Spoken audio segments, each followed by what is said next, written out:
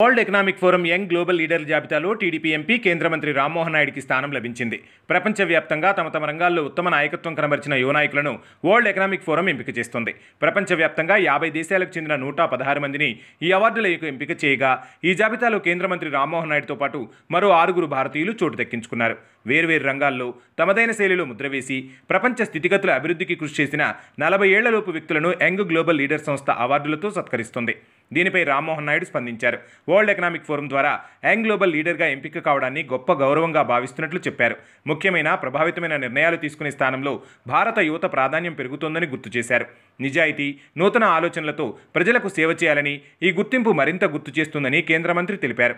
2014లో 26 ఏళ్ల అతి చిన్న వయసులో పార్లమెంట్ సభ్యుల్లో ఒకరిగా ఉన్న రామ్మోహన్ 2024 నుంచి ప్రధాని మోదీ మంత్రివర్గంలో కేబినెట్ మంత్రిగా బాధ్యతలు నిర్వర్తిస్తున్నారు. ఆయన నాయకత్వంలో పౌర విమానయాన శాఖ కొత్త పుంతలు తొక్కుతోంది. విమానాశ్రయాల్లో మౌలిక సదుపాయాల కల్పన నుంచి దేశంలోని వివిధ మారుమూల ప్రాంతాలకు వైమానిక సేవలను అభివృద్ధి చేసేందుకు ఎంతగానో కృషి చేస్తున్నారు రామ్మోహన్.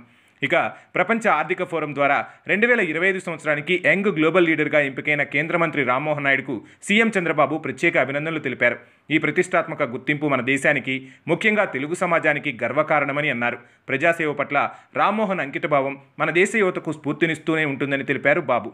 ఎర్రన్న నిన్ను మరవదు ఈ తెలుగు గడ్డ, తెలుగు జాతికి రత్నాన్ని అందించావు ఎర్రన్న, జోహార్ ఎర్రన్న, జోహార్ ఎర్రన్న.